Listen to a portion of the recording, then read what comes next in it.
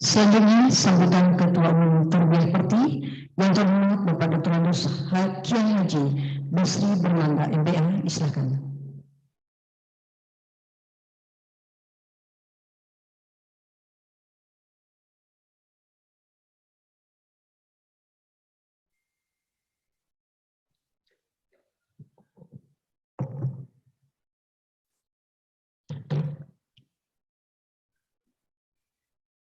Bismillahirrahmanirrahim. Assalamualaikum warahmatullahi wabarakatuh. Assalamualaikum warahmatullahi wabarakatuh. Alhamdulillah, wassalatu wassalamu ala rasulillah wa ala alihi wa ashabihi wa mawalah wa la hawla wa la quwata illa billah. Yang saya hormati dan saya muliakan Menteri Agama Republik Indonesia, dan alhamdulillah kali ini diwakili oleh Bapak Dirjen Bimas Islam, Bapak Profesor Dr. Selamat datang Pak di forum Tarbiyah Parti. Yang saya hormati pimpinan majelis-majelis sebelumnya, yang berkhusus Masjid Miftah, Masjid Pembina, majelis yang lain yang saya lihat ada, yang dihormati Allah SWT, pimpinan organisasi Tarbiyah Parti yang hadir dalam Rakernas, baik yang secara online maupun offline seluruh Indonesia, pimpinan Perwati, Majelis dan Pemuda tadi yang sudah kita lihat sudah bersatu, insya Allah akan menjadi kokoh karena ini merupakan bagian dari pelaksanaan islah kita yang telah kita deklarasikan pada Oktober tahun 2016 yang lalu. Saya terima kasih sama Wakil Ketua Umum, tidak saja membacakan deklarasi, tapi beliau sudah memberikan apresiasi pada deklarasi. Jadi tidak ada lagi beban saya, sudah diwakili oleh Ketua Umum. Jadi saya hanya menambah-nambah saja ya. Pertama, terima kasih pada seluruh peserta, dan waktu yang sangat singkat telah melahirkan kesepakatan-kesepakatan yang seperti kami ketahui, kami sampaikan Pak Dirjen, Rakernas ini adalah kewajiban konstitusional kepada kami pengurus ini dari Munas Muktamar yang kami adakan tahun 2016 yang lalu. Karena salah satu antara lain, di dalam menjalankan organisasi yang sudah islah ini, kami wajib melakukan 2 kali Rakernas Pak Dirjen.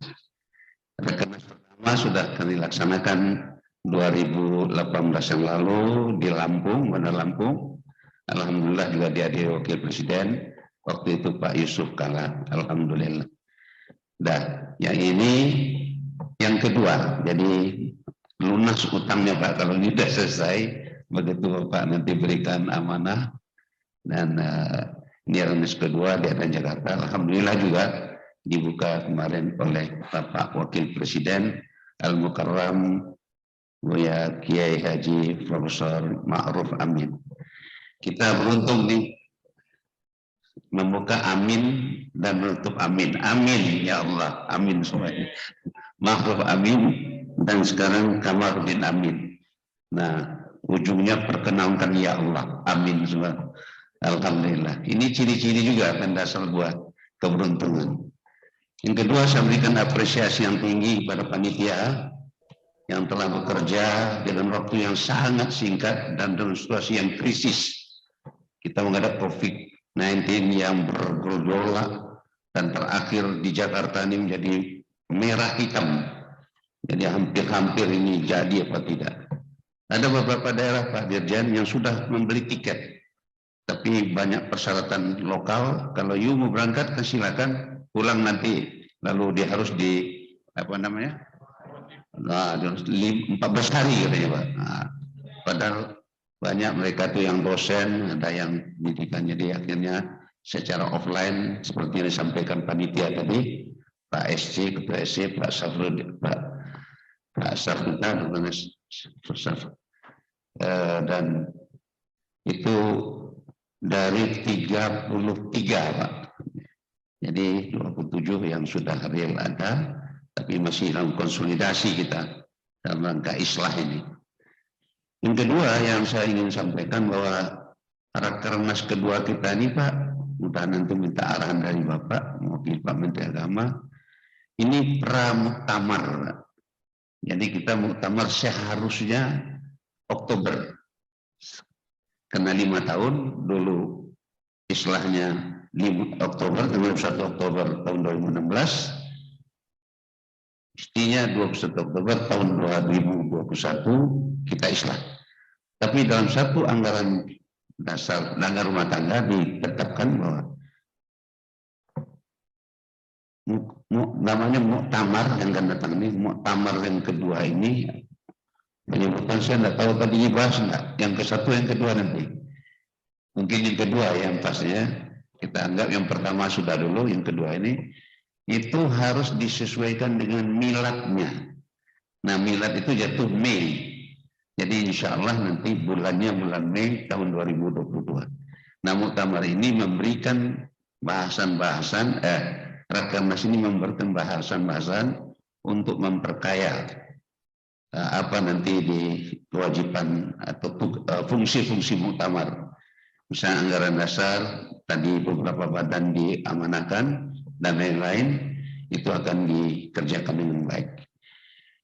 Saya tadi waktu Pak Wakil Ketua Umum membicarakan, bacakan rekomendasi, agak keringat dingin juga tuh Pak. Dalam waktu yang kurang 1 tahun lagi masa bakti kami ini, kok dijejalin tugas yang banyak sekali, wallah. Saya bingung juga, tapi insya Allah kalau kita bertekad untuk melaksanakan ini, sebisanya kita lakukan.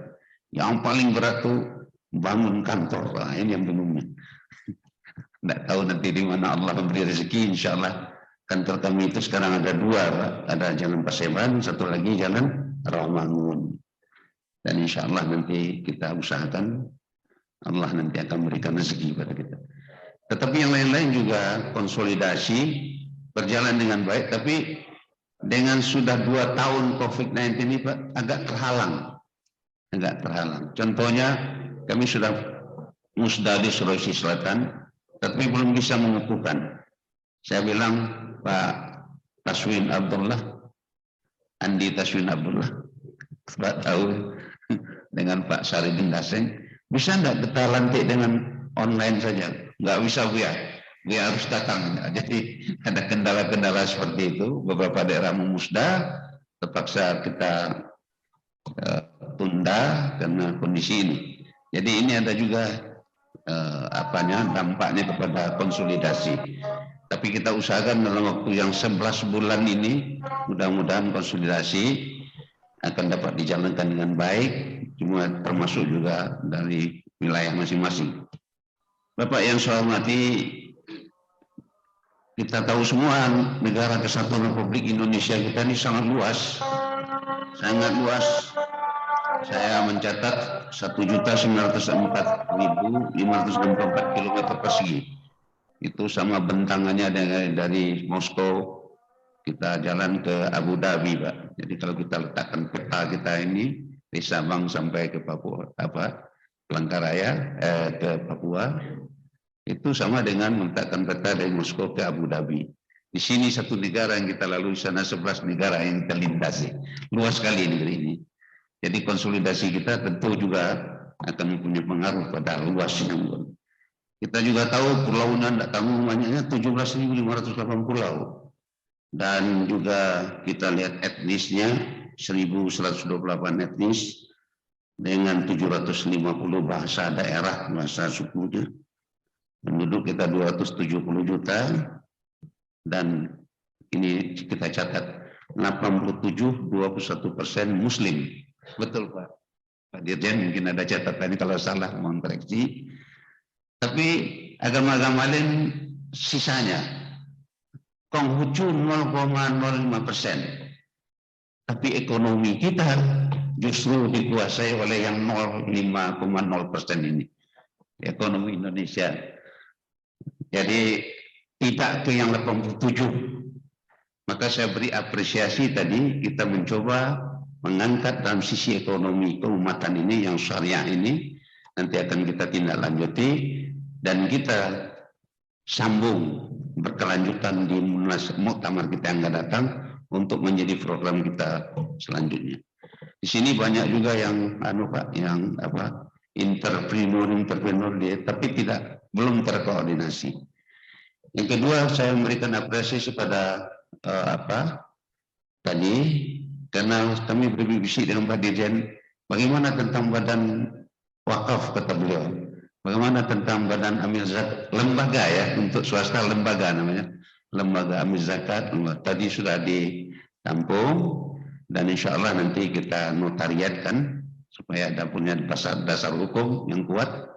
Dan memang banyak sekali tanah-tanah yang diserahkan kita sebagai wakaf belum kita eksekusi secara yuridis. Jadi itu. Yang ketiga, saya memberikan apresiasi. Kenapa pentingnya badan lembaga bantuan hukum?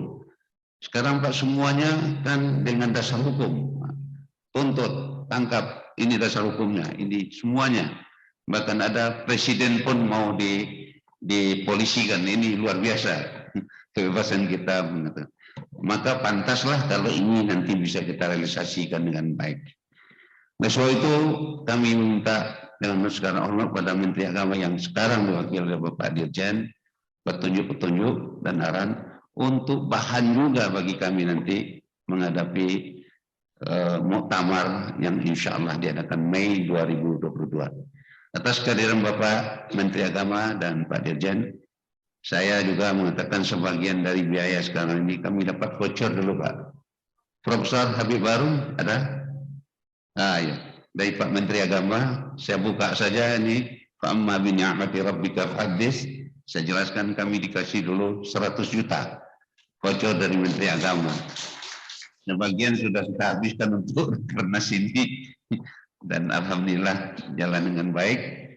Mudah-mudahan untuk kedepannya ya mudah-mudahan apa yang disampaikan tadi kita jujur bahasa kita tidak sebesar Muhammadiyah apalagi sebesar NU, tapi paling tidak kita memang nomor 3 dari ormas Islam di Indonesia.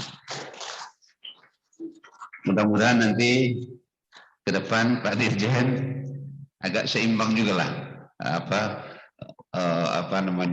infak dari Kementerian Agama kepada organisasi Persatuan Tarbiyah Islamiyah. Amin.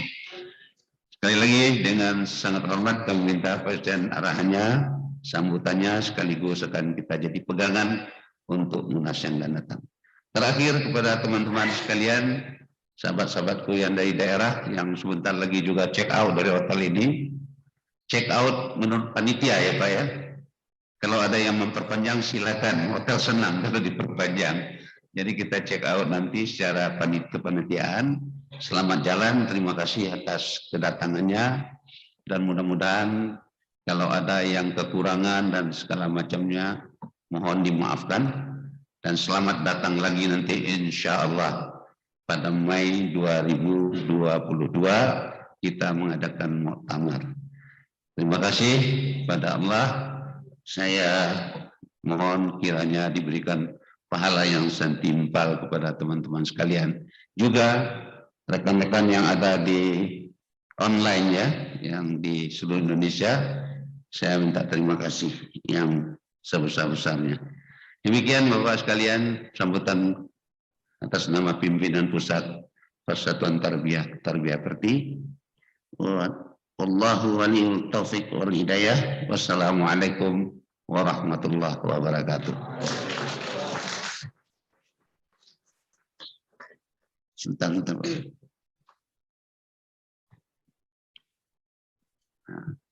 Ya.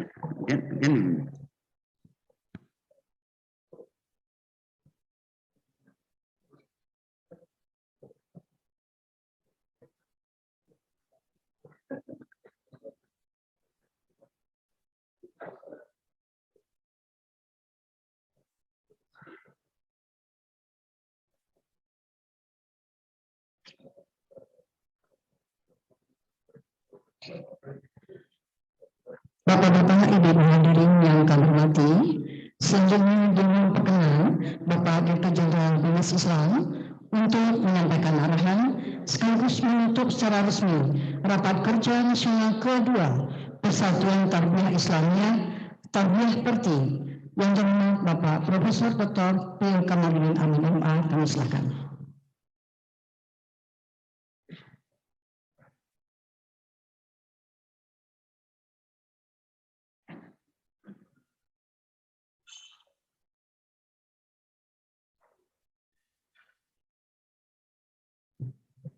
Bismillahirrahmanirrahim.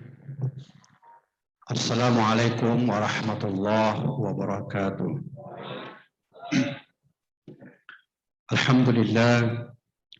Alhamdulillahilladzi anzala ala 'abdihi al-kitaba wa lam yaj'al lahu 'iwaja qayyiman liyunzira ba'san shadidan min ladunhu wa yubashshirul mu'minina allazina ya'maluna as-shalihat.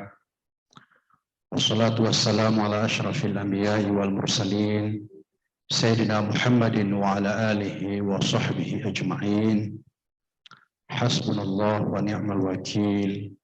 Wa la hawla wa la quwata illa billahil aliyyil azim. Yang saya muliakan, yang saya hormati Al-Mukarram Bapak Ketua Umum Tarbiyah Perti Al-Mukarram Al-Alim Al-Allama Buya Basri Barmanda beserta seluruh jajarannya, Wakil Ketua Umum, Bapak Sekjen, para Ketua Majelis, Majelis Pembina, Majelis Pakar, Majelis Ifta, Mustasyar, dan lain-lain yang tentu saya tidak bisa menyebutkan satu persatu.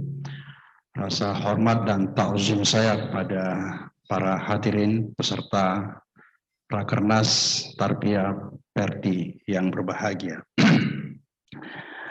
Mohon izin Bapak Ketua Umum, saya oleh Menteri Agama diminta untuk mewakili beliau membacakan naskah arahan dan pidato beliau.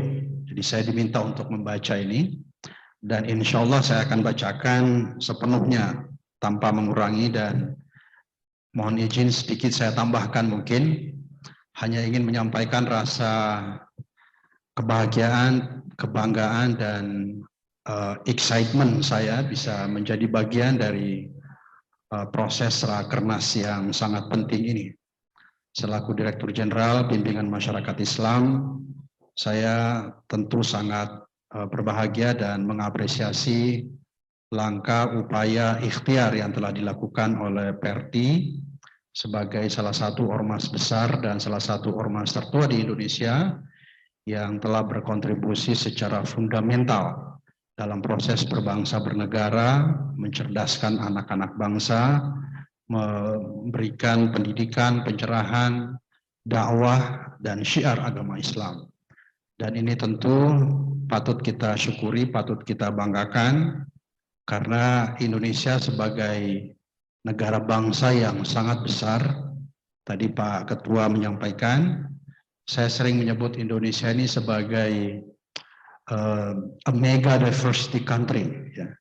Negara yang memiliki tingkat diversitas yang sangat luar biasa, tingkat pluralitas, kemajemukan dari sisi agama, budaya, etnis, bahasa, dan lain-lain yang sangat luar biasa. Dan ormas-ormas Islam tentu di dalamnya Tarbiyah Perti adalah salah satu ormas yang telah membangun Indonesia dan menjaga social cohesiveness kita, menjaga soliditas dan menjadi perekat. Jadi salah satu keunikan dan ekselensi Indonesia karena Indonesia memiliki banyak ormas. Dan ormas ini berperan fundamental menjadi perekat dalam pluralitas dan diversity tadi. Kita bisa membayangkan seandainya tidak ada ormas yang mempromosikan kedamaian, persatuan, saya yakin Indonesia tidak mudah disatukan, tidak mudah direkatkan karena begitu besarnya diversity kita dari sisi agama, budaya, bahasa, dan lain-lain. Nah, ormas ini berperan fundamental dan sangat sentral dalam menjaga kedamaian, menjaga persatuan dan kesatuan bangsa. Oleh karena itu sekali lagi atas nama pribadi dan selaku Direktur Jenderal, saya tentu mengucapkan terima kasih sebesar-besarnya dan setulus-tulusnya kepada seluruh jajaran pengurus dari Tarbiyah Perti yang sangat luar biasa ini. Sebelum saya membacakan pidato Menteri ini, ada 2 poin yang saya ingin sampaikan. Tadi juga disampaikan oleh Buya, yaitu tentang Lembaga Amil Zakat Nasional. Saya kira ormas besar seperti Tarbiyah Perti ini sangat pantas, sangat layak untuk memiliki lembaga amil zakat dan sangat memenuhi syarat untuk memenuhi lembaga amil zakat nasional. Jadi bukan daerah, tapi amil zakat nasional yang izinnya langsung dikeluarkan oleh Menteri Agama setelah mendapatkan pertimbangan dari Basnas Nasional. Kebetulan Dirjen Bimas Islam, ex officio, pimpinan dan komisioner Basnas, yang tentu juga insya Allah bisa membantu mendorong untuk terwujudnya Las Nasional. Kenapa? Karena Bapak Ibu yang kami hormati, seperti yang sering kami sampaikan bahwa potensi zakat, infak, sedekah Indonesia sebagai negara muslim terbesar dunia itu mencapai hampir 400 triliun setiap tahun potensinya. Tetapi yang berhasil dikumpulkan oleh Basnas dan las-las kita itu baru sekitar 12 triliun. Jadi masih ada ratusan triliun yang belum dikapitalisasi oleh umat Islam. Oleh sebab itu, jika kita menjadi salah satu lembaga amil zakat yang bisa membantu masyarakat, meningkatkan kesejahteraan masyarakat, insya Allah potensi yang sangat besar ini bisa kita realisasikan. Yang kedua tentang wakaf. Ya. Wakaf ini juga potensinya sangat luar biasa. Kita sama-sama ketahui juga sebagai negara muslim terbesar, potensi wakaf uang Indonesia saja itu juga mencapai hampir 200 triliun setiap tahun. Tetapi yang berhasil dikumpulkan itu masih sangat kecil sekali. Oleh sebab itu pemerintah sedang mendorong apa yang disebut dengan cash wakaf atau wakaf uang. Kami di Kementerian Agama mendorong masyarakat, khususnya Kementerian Agama, untuk bisa berwakaf. Saya membayangkan tadi saya bisik-bisik kepada Pak Ketua, kira-kira anggota Perti, Tarbiyah Perti ini berapa secara nasional? Kalau sampai 1 juta, apalagi sampai 5 juta, itu kalau berwakaf 10.000 per bulan, itu angkanya sudah ratusan miliar setiap tahun bisa dikumpulkan. Masyarakat Indonesia itu bukan tidak mau berwakaf, bukan tidak mau bersedekah atau berinfak, karena Indonesia ini sebagai negara the most generous country menurut World Index Giving. Jadi dalam indeks kedermawanan dunia terancam Indonesia itu negara yang paling dermawan sebenarnya. Jadi masyarakat kita tuh dermawan, cuma belum dikelola saja. Jadi belum diajak, belum di-manage dengan bagus potensi yang sangat besar ini. Oleh karena itu, jika ormas-ormas besar seperti Tarbiyah Perti ini bisa menjadi bagian atau memainkan peran dalam meningkatkan atau mengkapitalisasi potensi zakat wakaf Indonesia yang sangat besar ini, kami yakin insya Allah akan menjadi potensi dahsyat yang sangat luar biasa dan tentu bisa menghidupkan, bisa meningkatkan peran Tarbiyah Perti dalam kehidupan berbangsa bernegara yang ujungnya adalah meningkatkan kesejahteraan masyarakat dan juga mencerdaskan anak-anak bangsa. Demikian yang saya sampaikan sebagai tambahan dari pidato Pak Menteri yang akan saya bacakan. Mohon izin. Bismillahirrahmanirrahim. Sambutan Menteri Agama pada Rapat Kerja Nasional Rakernas 2021 Persatuan Tarbiyah Islamiyah Perti Jakarta Ahad 20 Juni 2021. Assalamualaikum warahmatullahi wabarakatuh. Yang terhormat Ketua Umum Perti beserta seluruh jajarannya, yang saya hormati para pimpinan Majelis Perti, Tarbiyah Perti, yang saya hormati para alim ulama, tokoh agama dan tokoh masyarakat, hadirin hadirat yang berbahagia. Mengawali sambutan ini, mari kita teguhkan nilai-nilai tauhid sebagai ruh perjuangan dan pengabdian kepada bangsa dan agama.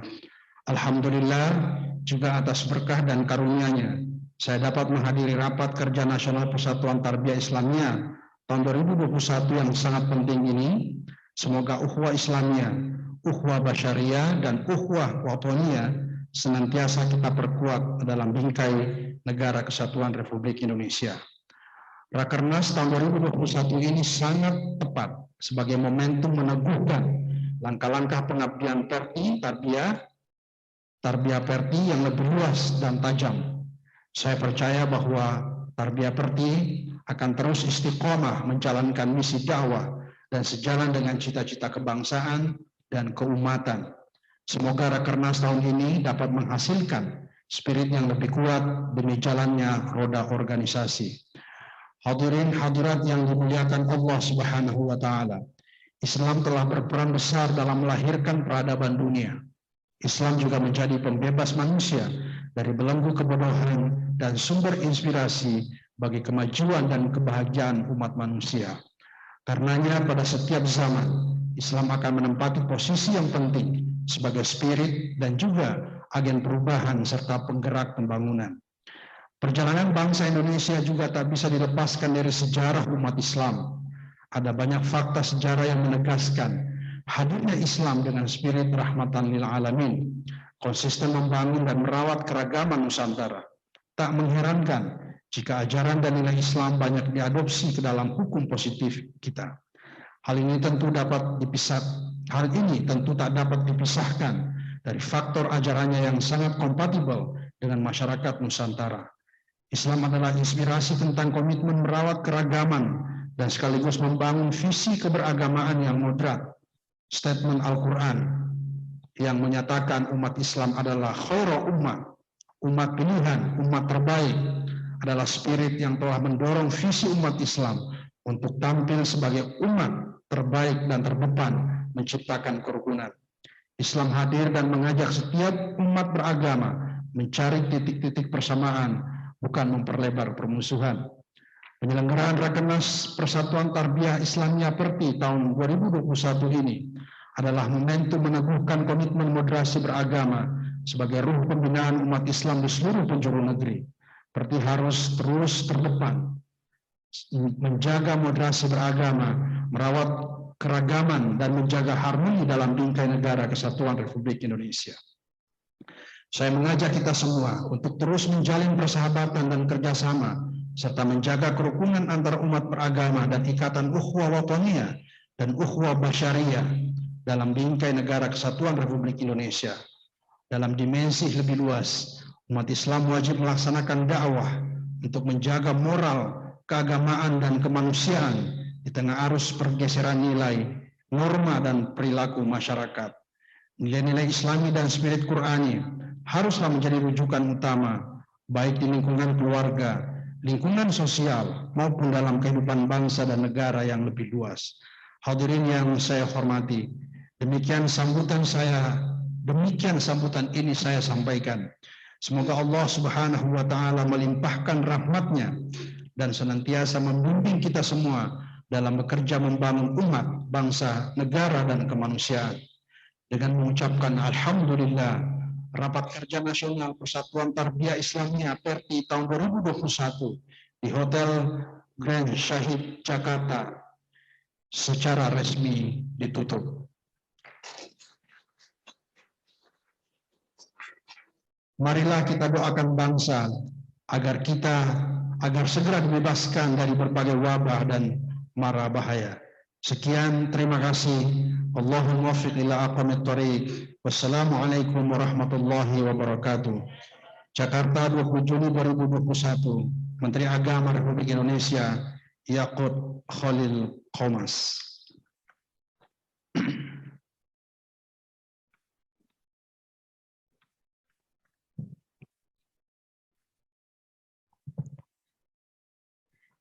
Melanjutkan dengan penerimaan cenderamata oleh Ketua Umum Tarbiyah Perti kepada Dirjen Dinas Islam yang didampingi oleh Waketum Tarbiyah Perti dan Sekretariat Jenderal Tarbiyah Perti. Silakan.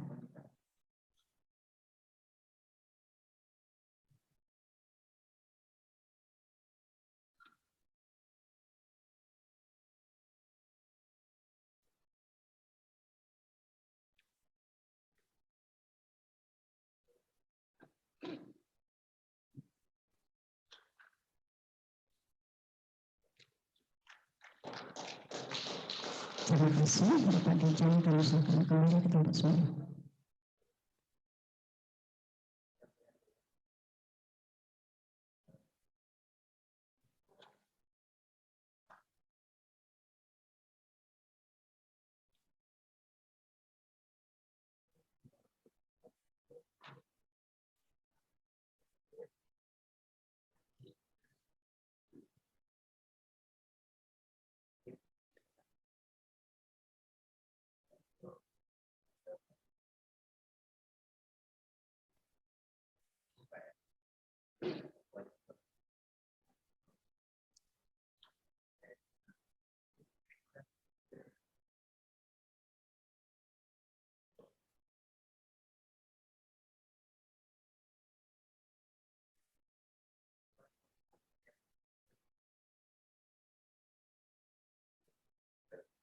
Terima kasih kepada Bapak Ibu, kami silakan kembali ke tempat semula.